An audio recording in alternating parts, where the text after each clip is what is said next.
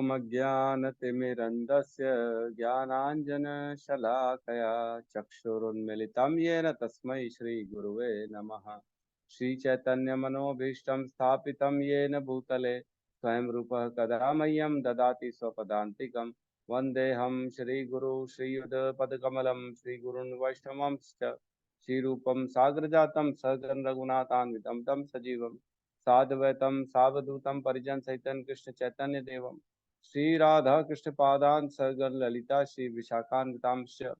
हे कृष्ण करुणा सिंधु दीन बंधु जगतपते गोपेश गोपिका कांता राधा कांत नमस्तुते। तप्त कांचन गौरांगी राधे वृंदावनेश्वरी वृषभानुसुते देवी प्रणमामि हरिप्रिये। वाञ्छा कल्पतरुभ्यश्च कृपा सिन्धुभ्य एव च पतितानां पावनेभ्यो वैष्णवेभ्यो नमो नमः। नमो विष्णुपादाय कृष्णपृष्ठाय भूतले श्रीमते भक्तिवेदांत स्वामीति नामिने। नमस्ते सरस्वते देवे गौरवाणी प्रचारिणे निर्विशेष शून्यवादी पाश्चात्य देशतारिणे। जय श्री कृष्ण चैतन्य प्रभु नित्यानंद श्री अद्वैत गदाधर श्रीवासादि गौर भक्त वृंद। हरे कृष्णा कृष्णा कृष्णा हरे हरे हरे राम राम राम हरे हरे। हरे कृष्णा। इस कुमुद माता जी बताएंगे 10 नाम अपराध। जी प्रभु जी। हरे कृष्णा प्रभु जी। दंडवत प्रणाम। भगवान के नाम जप में होने वाले 10 अपराध। पहला, भगवान नाम के प्रचार में संपूर्ण जीवन समर्पित करने वाले महाभागवतों की निंदा करना। दूसरा, शिव ब्रह्मा आदि देवों के नाम को भगवान नाम के समान अथवा उससे स्वतंत्र समझना। तीसरा, गुरु की अवज्ञा करना अथवा उन्हें साधारण मनुष्य समझना। चौथा, वैदिक शास्त्रों अथवा प्रमाणों का खंडन करना। पांचवा, हरे कृष्ण महामंत्र के जप की महिमा को काल्पनिक समझना। छठवां, पवित्र भगवान नाम में अर्थवाद का आरोप करना। सातवां, नाम के बल पर पाप करना। आठवां, हरे कृष्ण महामंत्र के जप को वेदों में वर्णित एक शुभ सकाम कर्म कांड के समान समझना। नौवां, अश्रद्धालु व्यक्ति को हरि नाम की महिमा का उपदेश करना। 10वां, भगवान नाम के जप में पूर्ण विश्वास न होना और इसकी इतनी अगाध महिमा श्रवण करने पर भी भौतिक आसक्ति बनाए रखना। भगवान नाम का जाप करते समय पूर्ण रूप से सावधान न रहना भी अपराध है। प्रत्येक वैष्णव भक्त को चाहिए कि इन 10 प्रकार के अपराधों से सदा बचकर रहे, ताकि श्री कृष्ण के चरण कमलों में प्रेम अतिशीघ्र प्राप्त हो, जो मनुष्य जीवन का परम लक्ष्य है। हरे कृष्णा प्रभु जी। धन्यवाद।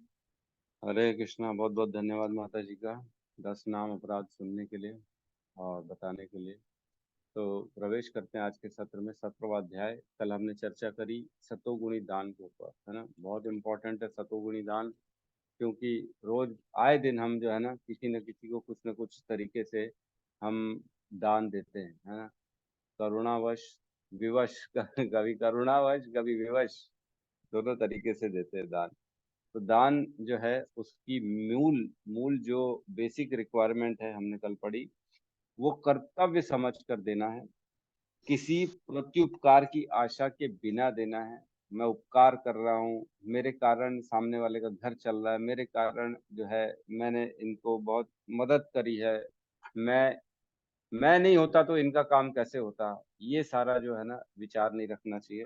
प्रत्युपकार के बिना समुचित काल ऐसे सही समय में देना चाहिए। समय सही स्थान, मतलब जगह सही होनी चाहिए, और योग्य व्यक्ति को दिया जाना चाहिए। बहुत इंपॉर्टेंट है योग्य व्यक्ति को। व्यक्ति अगर योग्य नहीं होगा तो सारा चीज बेकार हो जाएगा। किए तो सब कुछ, लेकिन अयोग्य व्यक्ति को दे दिए तो कोई मतलब नहीं है दान का, है ना। प्रसाद भी दिए, सब कर दिए दान, लेकिन जो है उसने फेंक ही दिया, प्रसाद आप ही के सामने फेंक दिया, है। कई लोग होते हैं, कई ऐसे धर्म के लोग हैं जो खास बोलते हैं कि हमको जो है ना प्रसाद नहीं खाना चाहिए, प्रसाद लेके फेंक देते हैं। तो ऐसा व्यक्ति को नहीं देना चाहिए प्रसाद, दूर रहना चाहिए ऐसे व्यक्ति को। ठीक है। तो दान कैसे करना है, क्या करना है, मैं क्या कर रहा हूँ, मैं कैसे कर रहा हूँ और मैं क्यों कर रहा हूँ, ये हमेशा विचार करके आगे बढ़ना चाहिए हर कार्य में। इसीलिए ना जो इस्कॉन का डिवोटी है, जो डिसाइपल है, जो इस्कॉन का भक्त है, वो बड़ा चेतन अवस्था में रहता है। हर हर चीज, हर कार्य, हर जो भी जहाँ पे भी जाएगा देखेगा, सोचेगा, समझेगा, हर कार्य के ऊपर वो चिंतन करता है।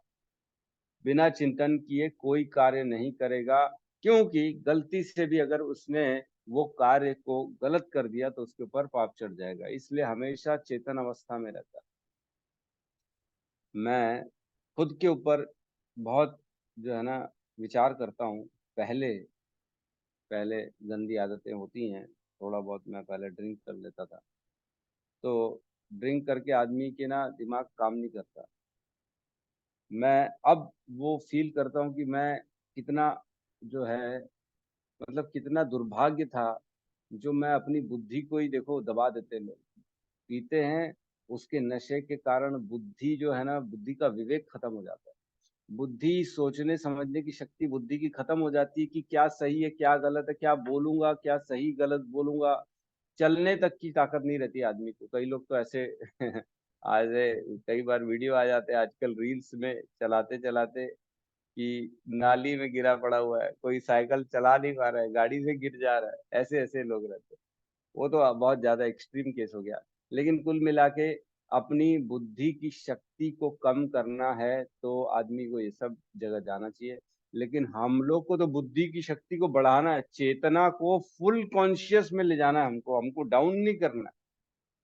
तो चेतना को पूरी तरह से हर पल हर समय, सोते समय भी जो होता है ना, जो सतोगुणी व्यक्ति होता है वो सोते समय भी सचेत रहता है। रजोगुणी व्यक्ति गहरी नींद में सोता है, सपने देखता है। और तमोगुणी व्यक्ति तो और गहरी नींद में, उसको कुछ होश ही नहीं रहता, पता ही नहीं पड़ता है उसको, सपने भी पता नहीं पड़ते हैं कि नहीं। लेकिन जो सतोगुणी व्यक्ति होता है वो नींद में भी सचेत रहता है। हल्की सी आहट होती है तो नींद खुल जाएगी उसकी, है ना।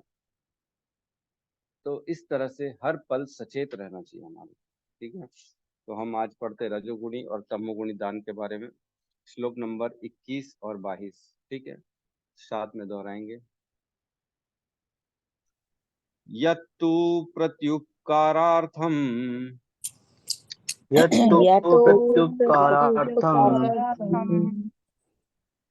फलम उद्दिश्य वा पुनः फलम् फलमुद्दिश्य उद्दिश्य वा पुनः वा पुनः दीयते च परिक्लिष्टम दीयते च परिकृष्टम् तत्दानं राजसं स्मृतम्।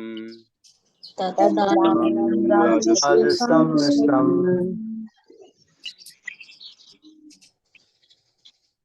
यत्तु उपकारार्थं यत्तु प्रत्युपकारार्थं फलम् उद्दिश्य वा पुनः फलमुद्दिश्य वा पुनः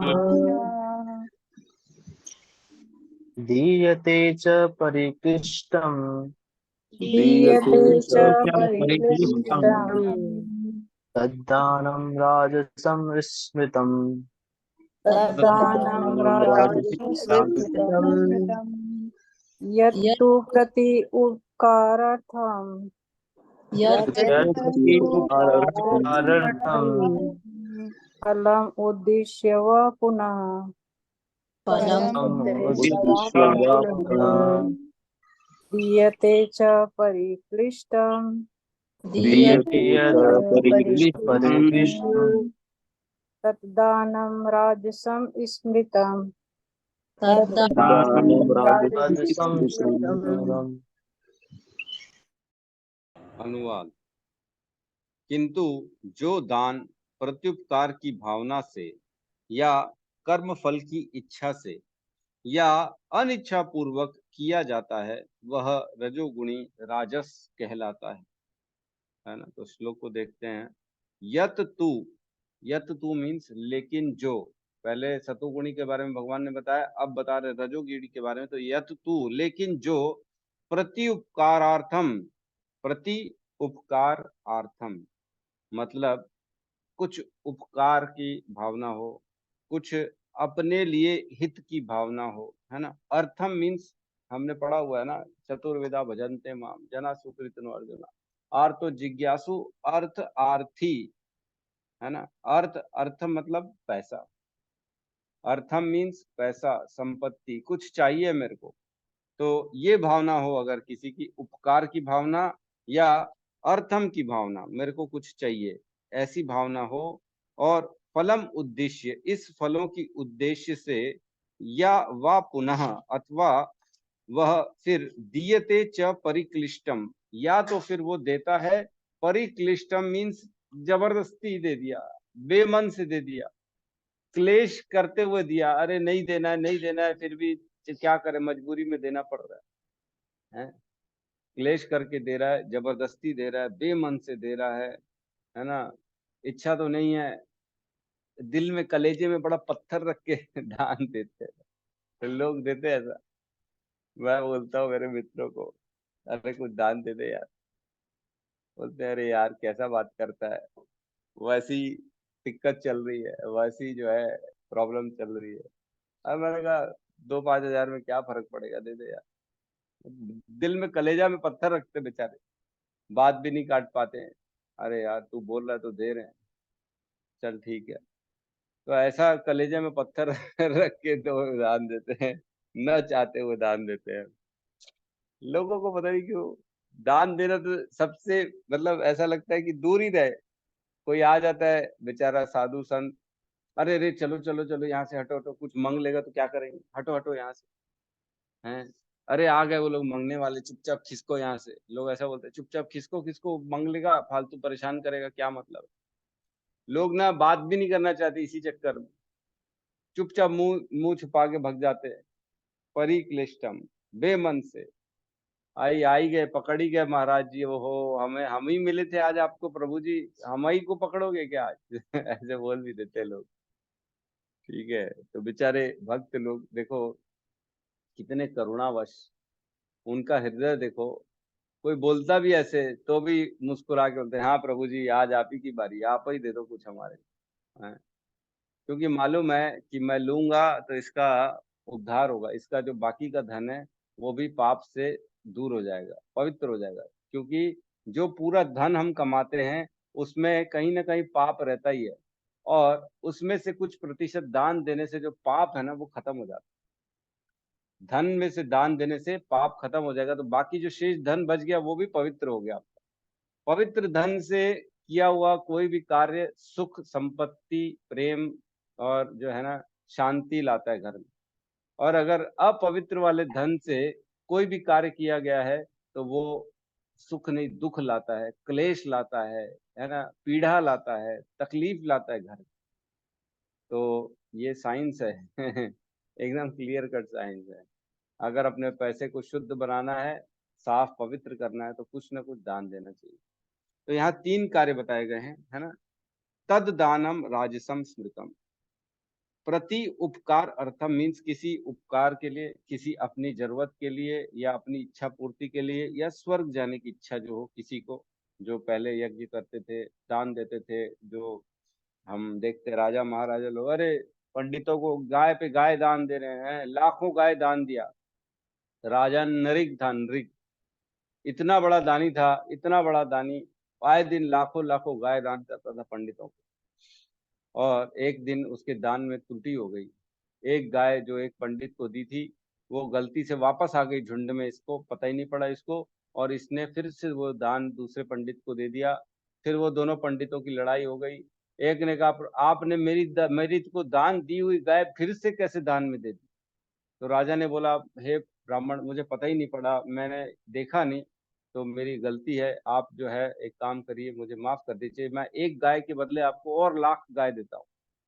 तो ब्राह्मण ने माना नहीं, ईगो पे ले लिया, बोले नहीं मेरे को तो वही गाय चाहिए वापस। और दूसरा ब्राह्मण बोला कि मैं दूंगा नहीं, मेरे को दान मिल चुका है, मेरी हो गई, अब तो मैं दोबारा नहीं दूंगा आपको।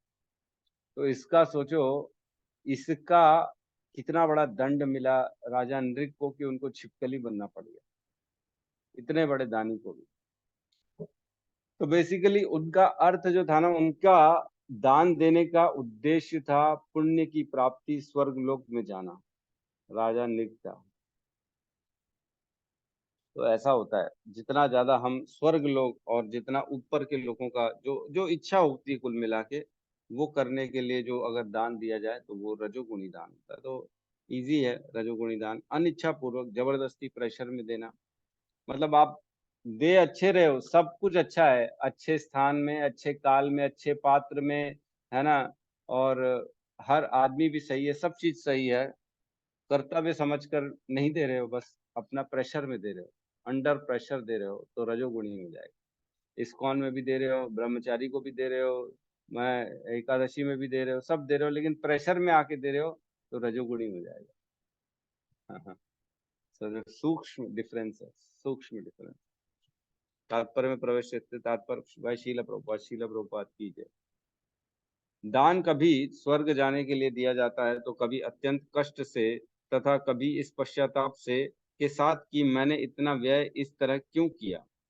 कभी कभी अपने वरिष्ठ जनों के दबाव में आकर भी दान दिया जाता है। ऐसा दान रजोगुण में दिए गए माना जाता है। घर वाले बोलते हैं नहीं नहीं दो, तुम्हारा जरूरी है, और जो है छोटा बच्चा जबरदस्ती, अरे मैं तो अभी अभी कमाई करना चालू किया हूँ, मेरे देखो ना पिताजी बोल रहे पहला पहला कमाई जो है मंदिर में जाके दे आओ, ये कोई बात होती है, मैं इससे अपने लिए एंजॉय नहीं करूँ क्या, तो ये दान रजोगुणी हो जाएगा। ऐसे अनेक दातव्य न्यास हैं जो उन संस्थाओं को दान देते हैं जहाँ इंद्रिय भोग का बाजार गर्म रहता है। मतलब ऐसी जगह दान देना जहाँ इंद्रिय अपनी इंद्रिय की जो है ना, मतलब सेंस ग्रेटिफिकेशन का काम हो रहा है। वैदिक शास्त्र ऐसे दान की संस्तुति नहीं करते, केवल सात्विक दान की संस्तुति की गई है। तो ऐसी जगह दान नहीं देना चाहिए जहाँ पे शास्त्र विरुद्ध कार्य चल रहा है ना, इंद्रिय तृप्ति चल रही है, अपना ही भोग चल रहा है ना। वो कई लोग पार्टी कर रहे हैं, कुछ डोनेशन चाहिए पार्टी में, क्या पार्टी कर रहे हैं, तो हम एक मीटिंग करेंगे जिसमें हम लोगों को खाना भी खिलाएंगे, दारू भी पिलाएंगे, और हम चर्चा करेंगे कि इस देश का उद्धार कैसे हो, है ना। तो वो क्या मीटिंग है? इंद्रिय तृप्ति मीटिंग। खाना पीना हो रहा है वहां पे, तुमको डोनेशन की जरूरत है, दान चाहिए तुम्हारे, तो ये सब जो है रजोगुणी दान है। ठीक है, तो नेक्स्ट श्लोक में प्रवेश करते हैं, श्लोक नंबर 22 में, साथ में दोहराएंगे। अदेश काले यत, नहीं सॉरी, एक मिनट, अदेश काले यद्दानम अदेश काले यद्दानम् अपात्रेभ्यः च दीयते अपात्रेभ्यः च दीयते असत्कृतम् अवज्ञातम् असत्कृतम् अवज्ञातम् तत्तामसम् उदाहृतम् तामसम् उदाहृतम्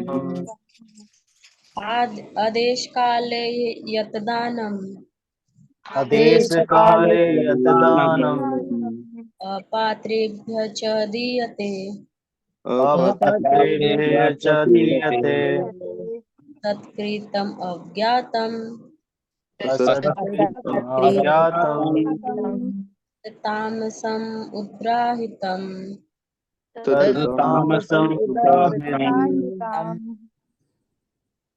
आदेश काल, काल, बोलिए आदेश काले तथा यत दानम आदेश काले यद्दानम् अपात्रेभ्यः च दीयते अपात्रेभ्यः च दीयते असत्कृतम् अज्ञातम् असत्कृतम् अवज्ञातम् तत्तामसम् उदाहृतम्। तामसम् उदाहृतम्। अनुवाद।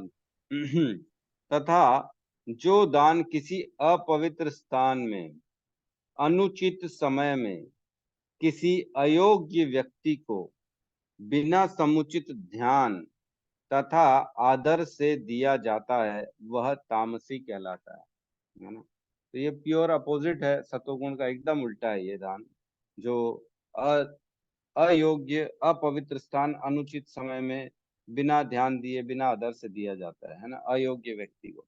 तो श्लोक देखते पहले। अदेश काले, अदेश, देश मीन्स ऐसा स्थान जो कि अशुद्ध हो, काले भी ऐसा अशुद्ध समय में, गलत टाइम में दे रहा है ना। गलत टाइम मीन्स रात के 11-12 बजे दे रहा है ना। ये समय नहीं है दान का, ये तमोगुणी समय होता है। हम देखते हैं रात का समय प्योर तमोगुणी समय होता है। अदेशे मीन्स ऐसा स्थान जो अपवित्र हो, है ना। बार के बाहर खड़े होके दे रहा है, दारू दुकान है, मदिरा पान चल रहा है और बाहर में दान दे रहा है किसी को। कोई व्यक्ति खड़ा है, पैसा मांग रहा है, भैया दे दो, गरीब हूँ, खाने के लिए पैसा नहीं है, और उसको पैसा दे रहे हैं, दान दे रहे हैं। सोच रहे हैं हम बहुत बड़े दानी हो गए। ऐसे दान से कुछ नहीं मिलने वाला, है ना। क्योंकि वो जो बाहर खड़ा पैसा मांग रहा है, वो भी बाद में थोड़ी देर में दारू ही पी लेगा उस पैसे का, क्योंकि उसको वहीं खड़ा इसीलिए रात के 12 बजे, क्योंकि उसको वही वही भोग करना है, तो पैसे इकट्ठे कर रहा है। कुल मिला के अदेश अकाले, गलत समय में, गलत जगह में, यत दानम, ऐसा दान, अपात्रेभ्य, अयोग्य व्यक्ति को, जो पात्रता नहीं है जिसकी, है ना। पात्रता पे हमने कल चर्चा करी थी। पात्रता क्या होती है? ऐसे व्यक्ति को पात्र बोला जाएगा जिसने अपनी तपस्या से उसने इतनी तपस्या कर ली है कि आपकी वो रक्षा कर सके, उस तपस्या से आपको ज्ञान दे सके, वो होता है पात्र। राइट, हमने पढ़ा था सतोगुणी दान में, पात्रता क्या होगी? ऐसा व्यक्ति जो तपस्या ज्ञान से पूर्ण हो और उस ज्ञान तपस्या से आपकी रक्षा करने में सक्षम हो, ऐसे व्यक्ति को पात्रता कहा जाएगा। और ऐसे व्यक्ति को भी कहा जाएगा जो वो पैसे को अपने इंद्रिय भोग में ना लगाए। दो चीजें हो गई, है ना। एक तो ज्ञानी तपस्वी हो, और दूसरा वो हो जो अपने भोग में न लगाए, है ना। ठीक है, ज्ञानी तपस्वी नहीं है, ठीक है, सीधा साधा व्यक्ति है, लेकिन वो भगवान की सेवा करता है, मंदिर का सेवक है ना। हम देखते हैं हमारे कई ब्रह्मचारियों को, बेचारों को जरूरत पड़ती रहती है, ठीक है, वो इतना ज्ञान नहीं है, अभी नए नए जुड़े हैं, लेकिन उनके घर की प्रॉब्लम, कभी कुछ प्रॉब्लम में पैसे की जरूरत पड़ जाती है, तो क्या करें बेचारे, ठीक है, उनको दे सकते, कोई प्रॉब्लम नहीं, क्योंकि कम से कम भगवान की सेवा में हमने उनको जो है फैसिलिटेट किया। नहीं तो उनकी सेवा छूट जाएगी, अगर उनका वो मैटर, वो प्रॉब्लम सॉल्व नहीं हुआ तो सेवा छूट जाएगी। तो ठीक है, सेवा उनकी भगवान की चलती रहे, इसलिए हमने थोड़ा सा उनको दान दे दिया। ऐसे व्यक्ति को दान दे सकते। अपात्र यहाँ पे ऐसा हो गया जो सिर्फ इंद्रिय भोग करने के लिए, अपना मजे मारने के लिए आपसे पैसा मांग रहा है ना। अपवित्र स्थान में, अनुचित समय, अयोग्य व्यक्ति को, आगे बढ़ते हैं, असत्कृतम, ये बहुत इंपॉर्टेंट वर्ड है, असत्कृतम, सम्मान के बिना दिया गया।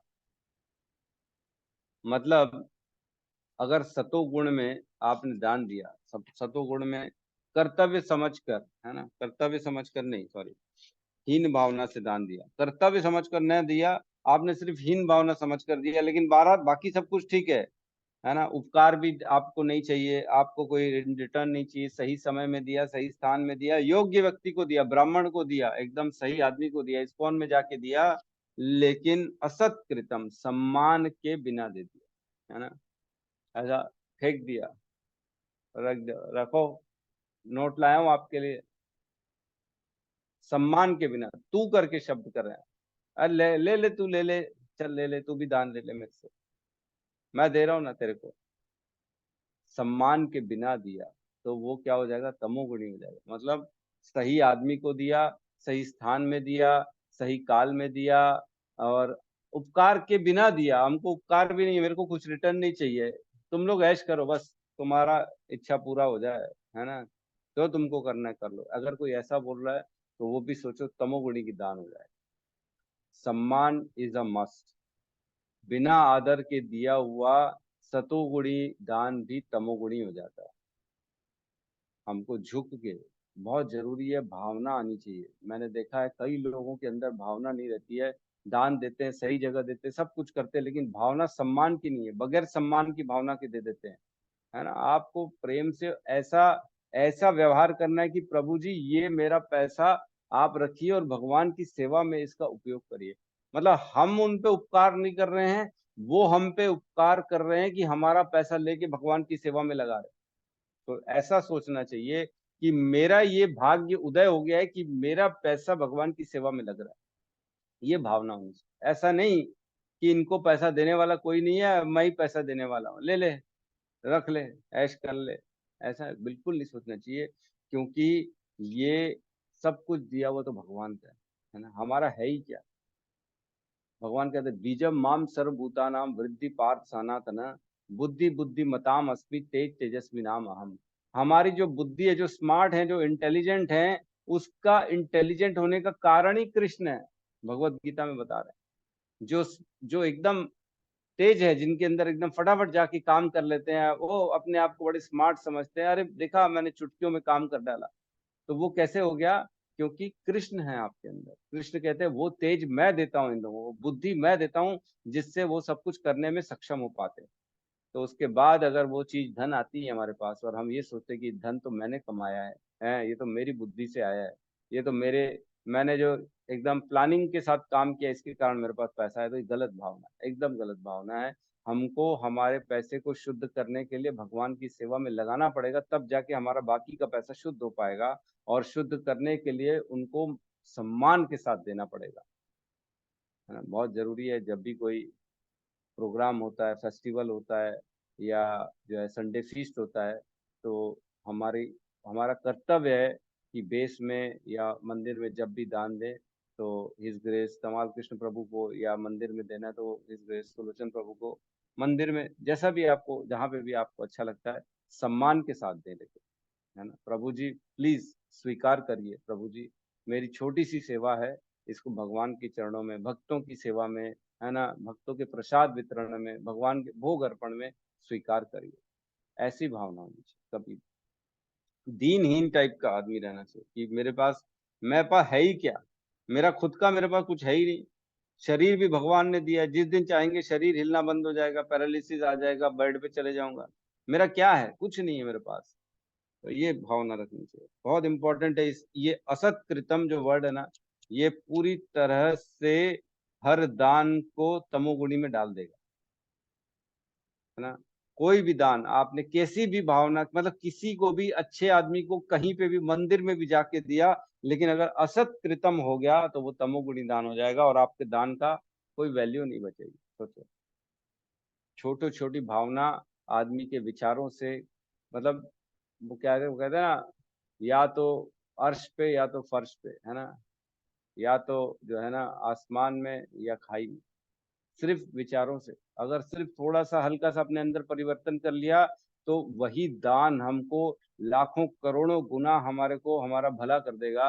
लेकिन अगर थोड़ा सा हमारी सोच में, हमारे क्रियाओं में अगर असत कृतम आ गया, सम्मान नहीं दिया हमने, तो वो दान हमारे को कुछ नहीं देगा, बेकार हो जाएगा, क्योंकि वो तमोगुणी दान हो जाएगा। ठीक है, बहुत इंपॉर्टेंट है ये सब समझना, है ना। असत्कृतम अवज्ञातम, अवज्ञातम मीन्स बगैर ध्यान के, है ना।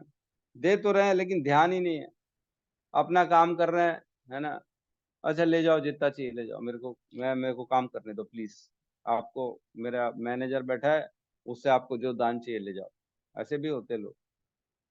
ध्यान के बिना, ध्यान देना चाहिए, जो हम दे रहे हैं उसको प्रॉपर रिस्पेक्टफुली बुला के, अच्छा ठीक है आपको ये चाहिए, ठीक है रखिए, आप ले जाइए।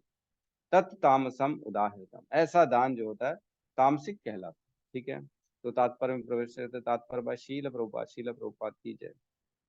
यहाँ पर मद्यपान तथा गुरुद्युत किरण में व्यसनी के लिए दान देने को प्रोत्साहन नहीं दिया गया है। तो न उचित स्थान न उचित काल, तो उसका एग्जाम्पल है मद्यपान या द्यूत क्रीड़ा, दारू दुकान के बाहर या जुआ घर के बाहर जो दान देता है वह ये दोनों कैटेगरी में आ जाएगा। ऐसा दान तामसी है, ऐसा दान लाभदायक नहीं होता है। ये बहुत इंपॉर्टेंट लाइन है कि अगर ऐसा दान आपने दे दिया तो इससे कोई लाभ नहीं होने वाला। कितनी गलत है। 90% तो मेरे को लगता है ये संसार, ये दान देने वाले जो है ना, वो 90% लोग ऐसे हैं जो अपने आप को सोच रहे मैं दान दे रहा हूँ और मैं बहुत बड़ा कार्य कर रहा हूँ। मतलब कई, मतलब इतना सोचता हूँ मैं, भगवत गीता में क्लियर कट लिखा है, लेकिन लोग जो है पढ़ते नहीं है और पूरा जीवन सम्मान की आशा में दान देते हैं, प्रत्युपकार की भावना से दान देते हैं, कृपा कर रहा हूँ ऐसी दान देते हैं, और अंदर ही अंदर सोचते हैं देखो, और बताते भी लोग, अरे हम तो दान देते हैं ना, हम यहाँ देते हैं, काली माई मंदिर में देते हैं, हम तो लोगों को भंडारा कराते हैं, अरे हम हैं, हमारे पास व्यवस्थाएं हैं, हमने सब कर रखा है। अब तुमने जो कर दिया तो वो तो दामसिक हो गया, अब उसका कोई लाभ ही नहीं मिलेगा, जीरो हो गया, पूरा जीरो, सन्नाटा।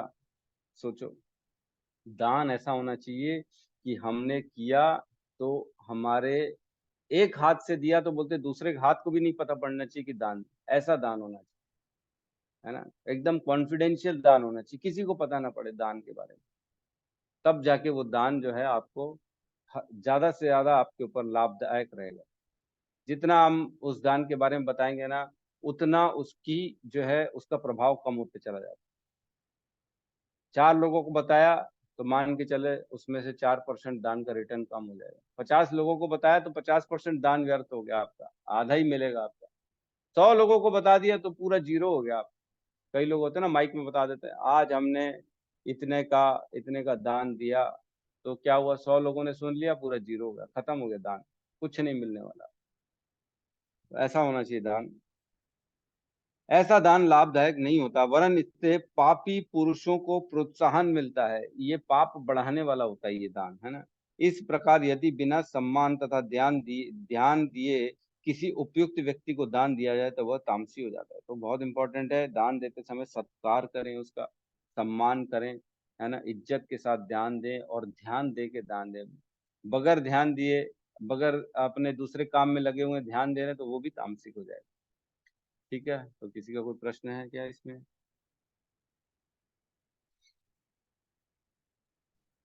यस, गौतम प्रभु को कहिए क्या प्रश्न है। हरे कृष्ण प्रभु जी, धन्यवाद प्रणाम। प्रभु हरे जी, कृष्ण। कई बार तो ऐसा होता है जैसे कि हम मतलब कोई दान दे रहा है, कोई भगवान की सेवा के लिए दे रहा है, बट उसका नाम लिया जाता है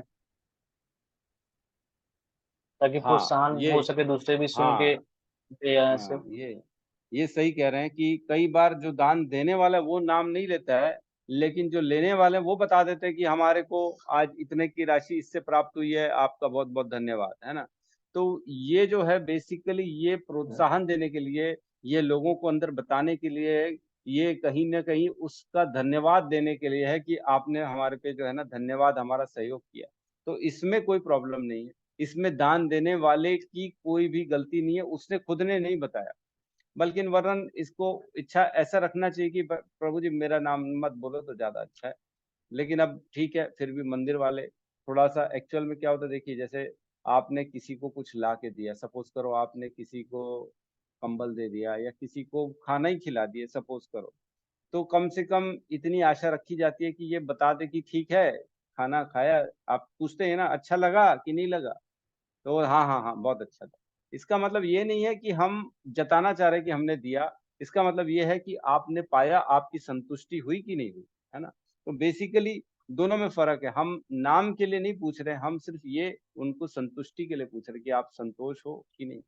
और अगर कोई बता रहा है कि हाँ हाँ प्रभु जी मैं बहुत खुश हूँ, 4 लोगों के सामने बता रहा है कि मैं बहुत खुश हूँ प्रभु जी से, उन्होंने मुझे ये दान दिया, तो ठीक है, इसमें आपकी जो दान देने वाले की उसकी कोई गलती नहीं है। ये प्रोत्साहन के लिए, ताकि दूसरों को भी एनकरेजमेंट मिले दान देने के लिए। ठीक है, ठीक है, तो किसी का प्रश्न नहीं है दान के विषय में?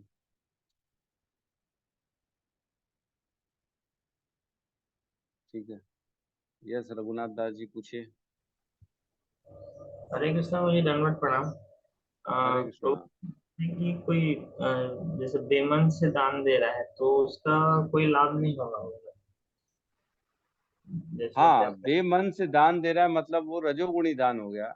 रजोगुणी दान का कोई बहुत ज्यादा फल मिलता नहीं है ना। सबसे ज्यादा फल मिलता है सतोगुणी दान में। रजोगुणी दान में आपको थोड़ा सा पुण्य मिलेगा एक्चुअल में, है ना, थोड़ा सा पुण्य मिल सकता है, हल्का फुल्का, बहुत ज्यादा नहीं मिलता। और तमोगुण में तो कुछ ही नहीं मिलता, आपको जीरो हो जाता है।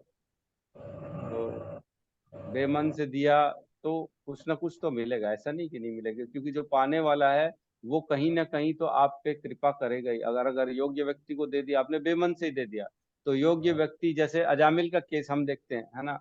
अजामिल के केस में क्या हुआ, वो पूर्ण रूप से देना चाहता नहीं था, किसी को भी पैसा नहीं देता था। तो एक बार क्या हुआ, पंडित लोग आ गए उसके घर में, उसकी पत्नी ने भोजन खिला दिया, बेमन से ही खिला दिया, है ना, जबरदस्ती दे दिया, ठीक है। तो इन्होंने बोला ठीक है, तुम बाकी तो हमारी कुछ बात मानोगे नहीं, एक काम करना, बच्चे का नाम नारायण रख लेना, बस हम और कुछ तुमसे आशा भी नहीं करते, हमको मालूम है तुम लोग कुछ नहीं करने वाले। लेकिन क्यों? क्योंकि तुमने हमको खिला दिया है खाना, तो हमारा ये दायित्व है कि तुम्हारा उद्धार करें, हम तुम्हारी रक्षा करें अपने तपस्या से, अपने ज्ञान से। तो कई बार ऐसा होता है, रजोगुणी दान में भी रक्षा तो हो जाती है और विफल नहीं होता, और रजोगुणी दान कुछ ना कुछ फल देता ही है, रजोगुणी दान। जैसे प्रभु जी, राजसिक दान हो गया और तमोगुण, जैसे हमारे संस्था में ऐसा कुछ दान करते हैं तो उसका उनको लाभ नहीं मिलेगा भक्ति मार्ग में? नहीं, रजोगुण का फिर भी मैं बताया ना, कुछ मिलता है, विफल नहीं होता, पूरा जीरो नहीं होता। लेकिन तमोगुणी दान पूरा जीरो हो जाता है, उसका कुछ नहीं मिलता, कुछ भी नहीं मिलेगा। बल्कि हो सकता है कि तमोगुणी दान में आपके ऊपर पाप ही चढ़ जाए। किसी योग्य व्यक्ति को आपने असम्मान से अगर दान दिया, बल्कि आपने उसकी बेइज्जती कर दी है, आया आपके घर में साधु ब्राह्मण और आपने उसको नीचे बिठा दिया, चलो बैठो नीचे, नीचे बैठो, हम देते हैं तुम्हारे को दान। तो ये नीचे बिठा के बेइज्जती करके पैसा भी दे दिए, दान भी दे दिए, तो ऐसा दान आपको जो है ना पाप ही चढ़ाएगा, क्योंकि आपने बहुत बड़ा अपराध कर दिया, एक ऐसे व्यक्ति का असम्मान, उसका बेइज्जती कर दी, जिसको तो सम्मान देना चाहिए था आपको, है ना। तो तमोगुणी दान कुछ नहीं देता, जीरो हो जाता है। प्रभु जी, जैसे आप अपने दोस्त का बता रहे थे, आपने बोला उन्होंने दान दिया तो वो राजसी दान हो गया? हाँ, राजसिक दान हो गया। राजसिक दान में जीरो नहीं होता, कुछ ना कुछ मिलता है उसका। जी, हरे कृष्ण। हरे कृष्ण। हरे ये कृष्णा समझना प्रभु जरूर। जी। जी जो माता जी, हरे कृष्णा। बहुत लोग जैसे धर्मशाला में या मंदिरों में दान देते हैं और पत्थरों में लिखवा देते हैं, तो वो दान कैसा दान हुआ प्रभु जी? तो वो भी राजसिक दान हो गया ना।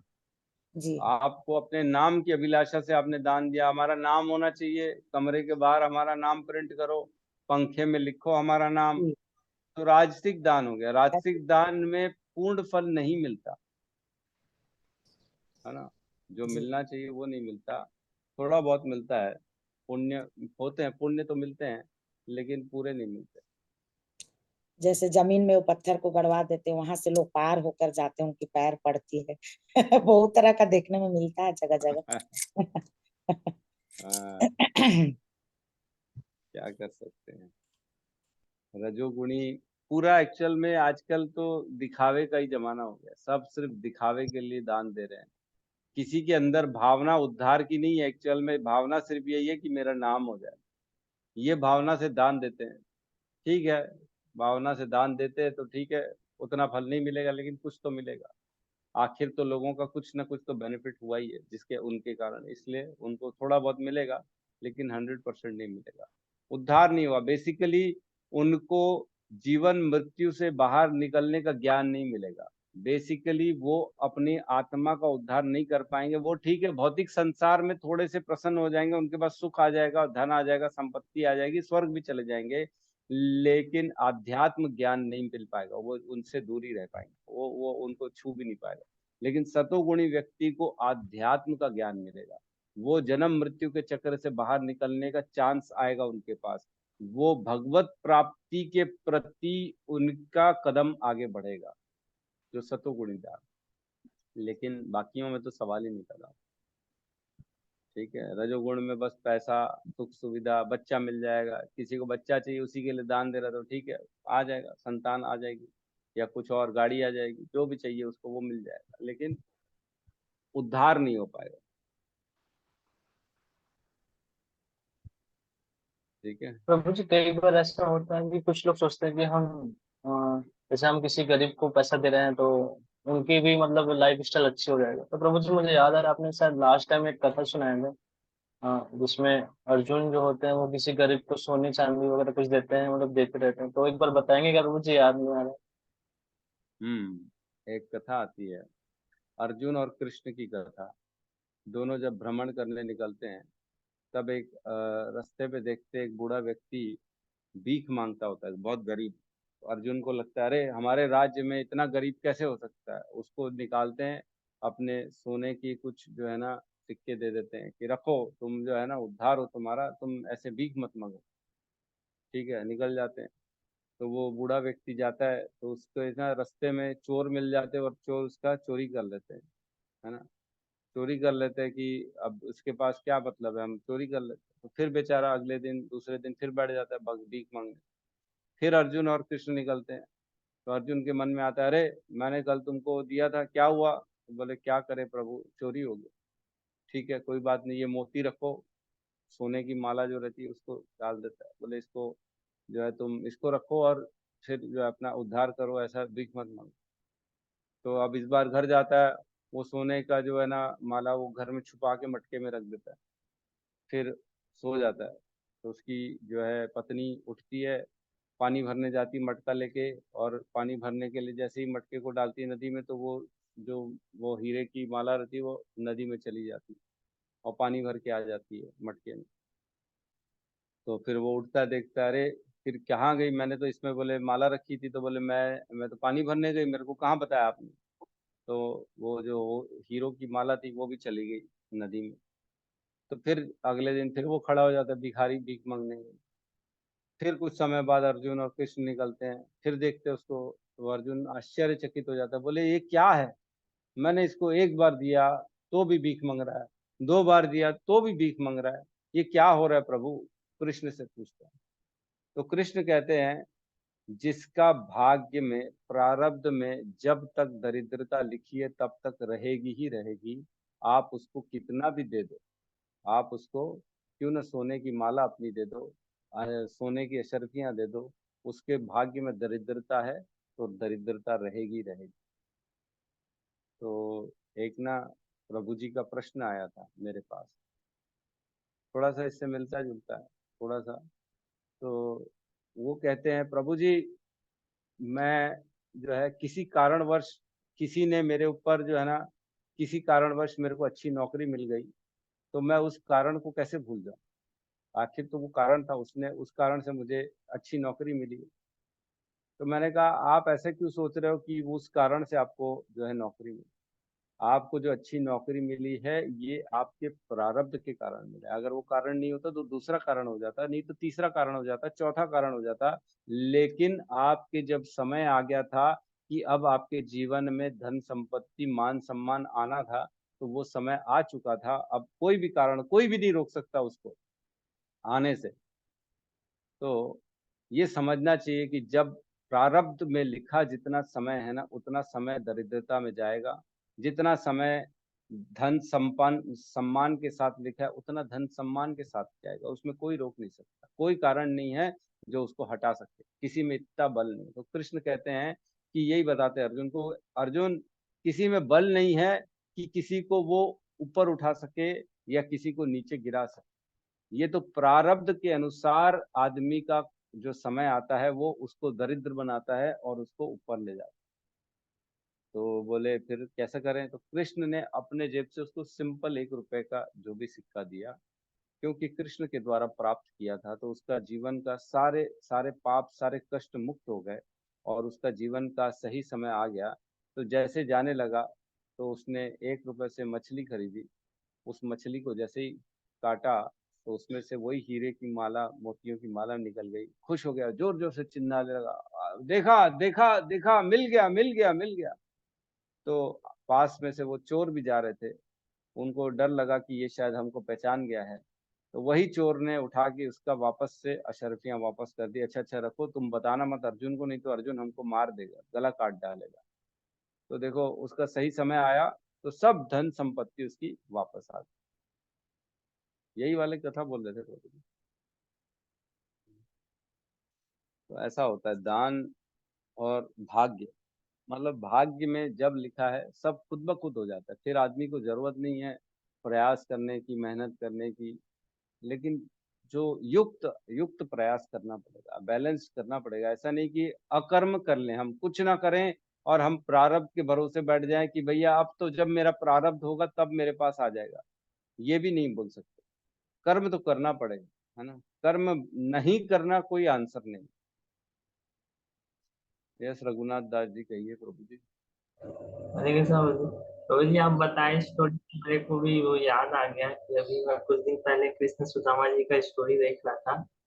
तो उनके भी वैसे ही था कि सुदामा जी 5 घर, मतलब 5 ही घर से दान लेते थे। हम्म। तो जी कृष्ण जी तो उस टाइम देख रहे थे उनको कि उनका क्या हालत है, क्या है, ऐसा करके। तो लक्ष्मी माता जी भी बोलती है तो इतना गरीब है, इनके लिए कुछ करते क्यों नहीं, ऐसा करके।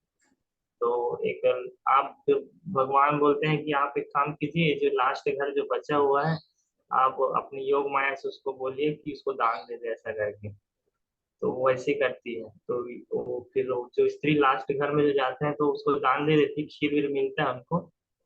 और खीर वीर लेकर जाते रहते हैं, चलो कम से कम एक घर से तो मिला, ऐसा करके। वो होता ऐसा है कि जब लेके वो घर जाते रहते हैं, अचानक से एक घोड़ा आता है दौड़ते दौड़ते, पागल घोड़ा रहता है। और वो उनके ऊपर गिर जाता है, तो पूरा जो खीर रहता है ना, वो खीर गिर जाता है, वो खीर को कुत्ता खा लेता है। तो फिर भगवान बताते हैं कि क्योंकि उसके प्रारब्ध में उस घर से था ही नहीं आज कब हो जाए, तो उसको वो चीज नहीं मिल सकता है, ऐसा करके। तो फिर वहां पर समझ में आता है प्रभु जी, कि जब तक आपके उस पे भाग्य में नहीं है आज का भोजन, तब आपको नहीं मिल सकेगा, ऐसा। इसमें कुछ एक कथा ऐसी भी आती है कि सुदामा जो था, वो जब सांदीपनी के आश्रम में कृष्ण के साथ था, तब उसने कृष्ण के हिस्से के भी चने खा लिए थे, है ना। तो कहते हैं कि कृष्ण के हिस्से के चने खा लिए थे, इसलिए उसके जीवन में दरिद्रता आ गई थी, है ना। कुछ लोग ऐसा भी कहते हैं कि वो चने, मतलब एक्स वाई जेड जो भी था कारण, लेकिन कारण यही था कि चने खा लिए, इसलिए उसके जीवन में दरिद्रता आ गई थी। लेकिन उसने एक निष्ठ होके भगवान की कभी भी भक्ति छोड़ी नहीं, भगवान की शरणागति कभी नहीं छोड़ी। तो जब तांदुल लेके, 3 मुट्ठी तांदुल लेके जब गए थे मिलने, तब भगवान ने उनका बहुत, मतलब रोते हुए अपने, वो रो रहे थे, भगवान ने आंसुओं से उसका पूरा पैर धो दिया था कृष्ण ने, और उसकी 1 मुट्ठी तांदुल वो लेके खा लिए थे। उसने, जब भगवान ने उसकी तांदुल खाई ना, तब उसका पूरा भाग्य बदल गया। भगवान ने देखा कि इसके पास देने के लिए कुछ भी नहीं था, तो भी ये मांग के मेरे लिए लेके आया, है ना। और भगवान चुप हो गए, भगवान कोई बात नहीं कर पाए। जब सुदामा को छोड़ने भी गए ना, तो भगवान कुछ नहीं बोल पाए, चुप थे भगवान। भगवान उसको पैदल लेके गए अपनी सीमाओं तक, फिर वहां से उसको रवाना किया सुदामा जी को। तो भगवान के अंदर क्या भावना थी कि इसने मुझे इतना दे दिया, जो इसके पास नहीं था वो भी दे दिया इसने। अब मैं, ऐसा क्या है जो मेरे पास नहीं है, वो भी मैं इसको दे सकता। मैं तो पूरे ब्रह्मांड का स्वामी हूँ, है ना। पूरा ब्रह्मांड दे दूंगा, तो भी कंपैरेटिवली तो मैंने कम ही दिया ना। इसके पास जो था वो तो ऑलरेडी इसने मेरे नाम पे कर ही दिया, दिन रात मेरा चिंतन करता है, और मांग के भी मेरे लिए ले आया, है ना। खुद भूखा है और अपना छोड़ के, अपना पेट का सोचना छोड़ के मेरे लिए ले आया है। अब मैं इसको ऐसा क्या दूं जो मैं भी मांग के दे सकूं ना। सेम होना चाहिए। भगवान क्या बोलते हैं, ये यथा माम प्रपद्यन्ते तान तथा भजामि हम मम वर्तम अनुवर्तन्ते मनुष्य पार्थ सर्वशः। जो जितना प्रतिशत मेरे शरणागति करता है, उतने प्रतिशत मैं उसको देता हूँ। तो अब वो प्रतिशत देखो, सुदामा का प्रतिशत भगवान से भी ज्यादा होगा। भगवान के अंदर इतनी योग्यता, भगवान ने ये सोचा कि मेरे अंदर योग्यता ही नहीं है कि मैं इसको दे सकूं, मैं ऋणी हो गया। भगवान उसके ऋणी हो गए सुदामा के, और चुपचाप बिना कुछ बोले भगवान ने स्वयं सुदामा पूरी बना दिया। पूरे सारा महल बन गया, सोने जवाहरात घर सब आ गया उनके परिवार में, सब बच्चे, उनकी पत्नी महारानी बन गई थी, सुदामा महाराज बन गए थे, ऐसा हो गया। तो भगवान को देना चाहिए, बिल्कुल दान देना चाहिए। जी प्रभु जी, उस पर प्रभु जी एक चीज और समझ में आया कि भगवान मतलब जितने भी कष्ट दे रहे हैं, वो जितने भी कष्ट दिए सुदामा जी को, वो उनके प्रारब्ध के अनुसार, जो भी उन्होंने कर्म किया था उसके अनुसार से उसको वो मिलता गया। वो लास्ट में उनको बताया भी कि तुम्हारा अभी कर्म बाकी हुआ है, तुम्हारा दरिद्रता अभी थोड़ा और समय बाकी है, ऐसा करके जब ये पूर्ण रूप से आपका समाप्त हो जाएगा तब आपके अच्छे दिन आएंगे, ऐसा करके तभी जाके वो सब बिल्कुल समाप्त। बिल्कुल, प्रारब्ध तो भोगना ही पड़ता है। माधव दास जी थे जो जगन्नाथपुरी में, है ना, माधव दास जो थे स्वयं जगन्नाथ जी आते थे, उनसे मिलते थे, दोनों बातचीत करते थे, दोस्त बन गए थे। इतने बड़े भक्त थे माधव दास। उनके साथ जो है ना बगीचों में घूमते थे भगवान जगन्नाथ, और आम चोरी करते थे ये लोग मिलके दोनों।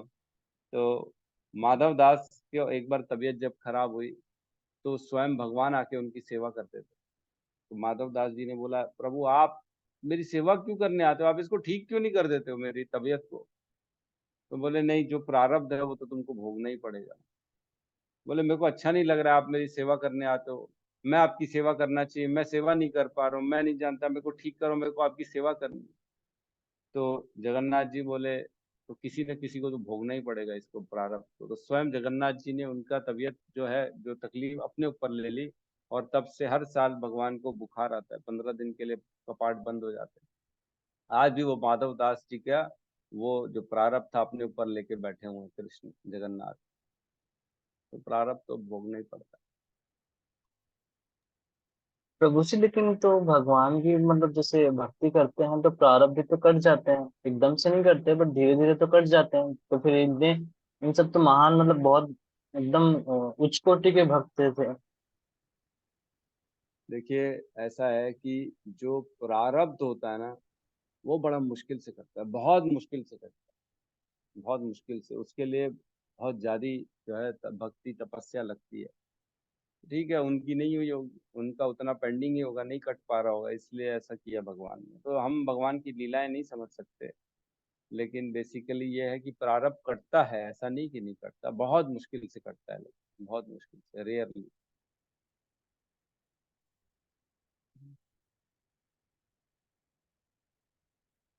गहना कर्मणों गति, बहुत गहरी कर्मों की गति है, हमारी बुद्धि नहीं समझ सकती कि क्या गति है, क्यों ऐसा कर रहे हैं। अच्छा, एक जगह तो लगेगा अच्छा उसके में तो काट दिए थे, उनके एग्जाम्पल, वो जो प्रभु जी थे उनके तो भगवान ने प्रारब्ध को काट दिए थे, फिर माधव दास के क्यों नहीं काटे, वो भी तो उत्कृष्ट भक्त थे, शुद्ध भक्त थे।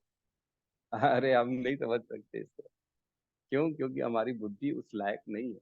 गहना कर्मणों गति, क्या गहरी है, कितनी गहरी है, कितने पिछले जन्मों के क्या रहा था, क्या पेंडिंग था, किसने क्या आशीर्वाद दिया था, क्या पता किसी बहुत उच्च उच्च कोटि के भक्त ने उसको बोला हो कि नहीं तेरी तबीयत खराब होगी, तूने मेरे साथ ऐसा व्यवहार किया 50-100 जन्म पीछे।